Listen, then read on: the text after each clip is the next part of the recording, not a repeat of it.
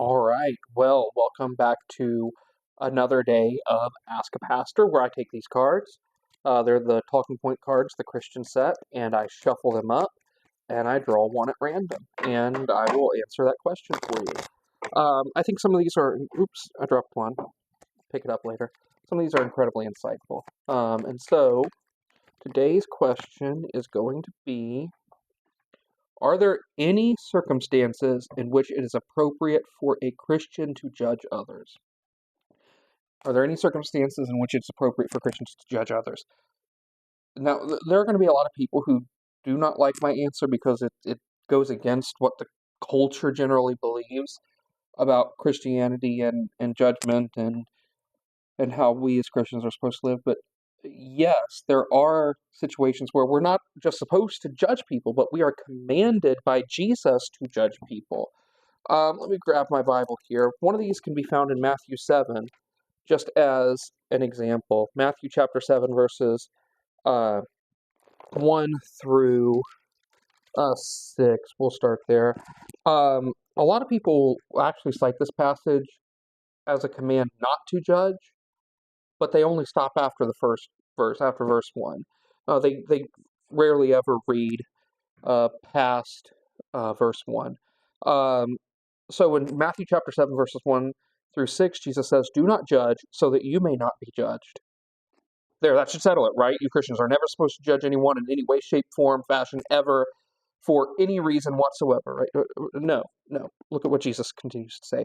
"For with the judgment you make, you will be judged, and with the measure you give, and the measure you give will be the measure you get. Why do you see the speck in your neighbor's eye, but do not notice the log in your own eye?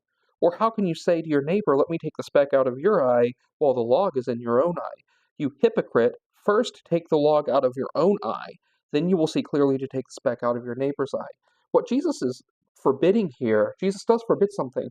What Jesus forbids here isn't judgment. He actually implies that we are called to judge. And in fact, a few verses later, um, let's skip down to verse 15. Jesus says, "Beware of false prophets who come to you in sheep's clothing, but inwardly are ravenous wolves. You will know them by their fruits. Are grapes gathered from thorns, or figs from thistles? In the same way, every tree bears good fruit, and every bad tree bears bad fruit. A good tree cannot bear bad fruit, nor can a bad tree bear good fruit. Every tree that does not bear good fruit is cut down and thrown into the fire. Thus you will know them by their fruits." Uh, there are, it sounds an awful lot like judgment right there. Like Jesus telling us to judge whether someone's a true or false teacher. In the same way, when we look back at Matthew 7, 1 through 6, this is all in the Sermon on the Mount, by the way, um, Jesus implies in this passage that we will be have to make judgments about other people. So, for example, Jesus implies in verse 4, or how can you say to your neighbor, "Let me take the speck out of your own eye," while the log is in your own?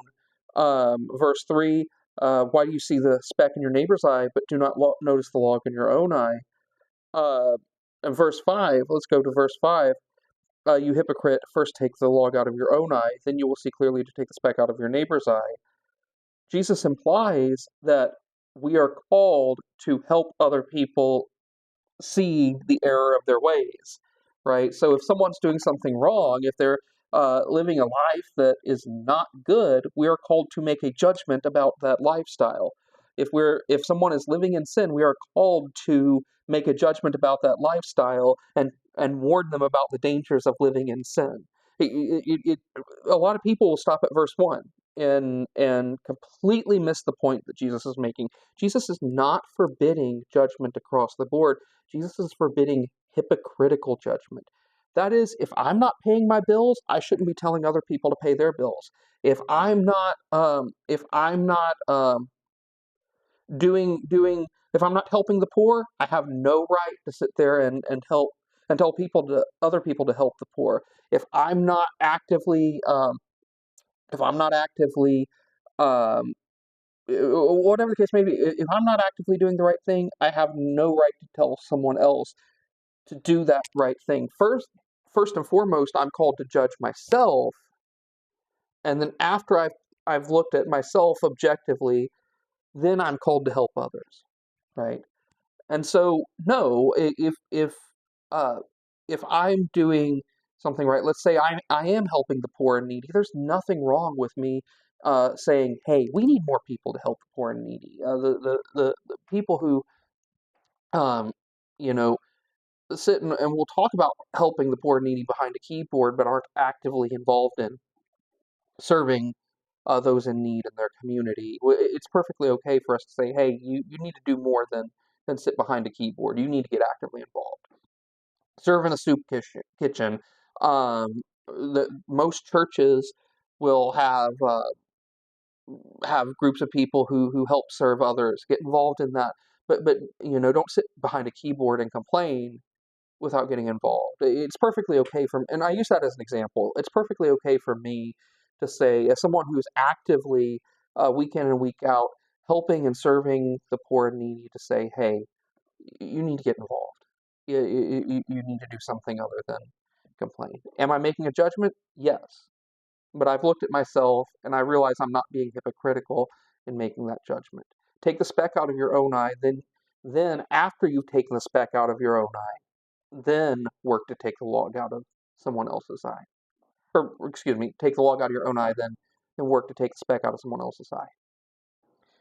That's the point. So judgment is not always evil. Jesus commands us to judge in certain cases. In fact, in First Corinthians, Paul talks about another case, and this is repeated by Paul. This is repeated throughout the New Testament. This kind of idea in First Corinthians, Paul talks about a man who was having an affair with his father's wife, presumably his stepmother, and Paul tells the church in no uncertain terms to kick him out. Cut ties with him. He's not part of you. He doesn't need to be part of you.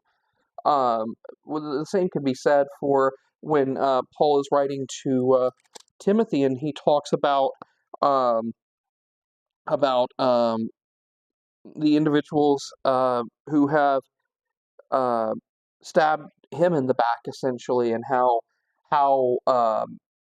people have turned from. Uh, there are some people Paul knew who turned from the Christian faith to pursuing idols and money and stuff like that.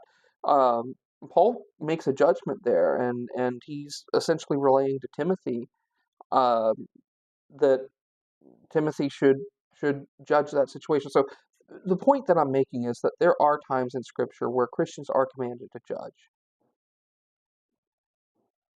We are commanded to judge. We are commanded to make judgments. Now, what I think a lot of people will do, and I'll kind of move into this, what I think a lot of people will do, and what a lot of people will say is that, well, you shouldn't make a judgment about whether someone is saved or not saved. Well, the Bible tells us to make those kind of judgments as well. I think that what a lot of people get offended at is this idea that uh, they see any time. There are a lot of people who anytime a Christian says, "Hey, this isn't right. This kind of lifestyle isn't correct," uh, people almost interpret that as a desire on the part of the Christian that the person would um, be separated from God. And I don't think that's accurate.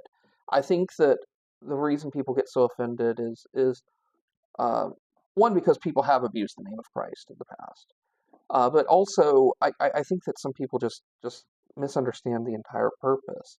Most of the time, when Christians, and again, there are people who have abused the name of Jesus, and we need to be aware of that. But there are also times whenever we'll say, "Hey, certain lifestyles are not appropriate." I have family members who are uh, not living. I have cousins that are not living right, and there's nothing wrong with me pulling them to the side and saying, "Hey, you need to live right." And I don't want to do that in such a way that they think that I'm wishing ill on them, because I'm not. Uh, I think that a lot of people just interpret it that way. I guess that's what I'm saying. Um, so to recap again, Christians are called to make judgments. Christians are called to make judgments about behavior, about whether or not people are. living in line with the teaching of Jesus. Christians are called to make judgments about other people, not because we want to see them condemned or that we hate them, but because we legitimately care about them. And you can't show a concern about someone without making some kind of judgment about that.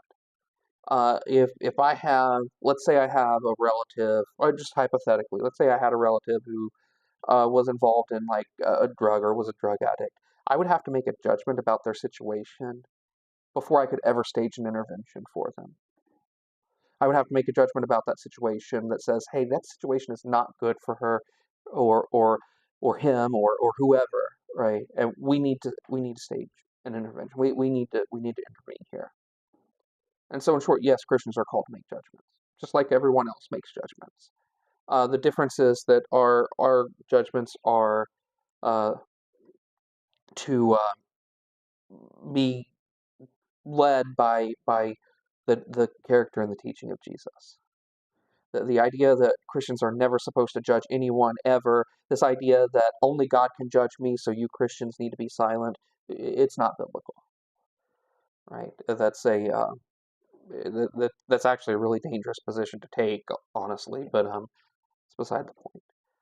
But yeah, Christians are called to make judgments. Anyway, to keep up with this series or any future videos that I put out, feel free to hit the subscribe button, hit the like button to help us reach more people. And I would just be interested also to hear from anyone else what your perspective is on this. Also, in the description, I recently did a series on my blog, NazareneCaffeine.com, where I went through the Sermon on the Mount passage by passage, and this is one of the passages that I went through in Matthew 7, when I got to Matthew 7. So I'll leave a link to that down below if you want a little bit more depth and insight into kind of my exegesis and my understanding of this passage. But anyway, don't forget to subscribe, like, comment, and I'll see you in the next video.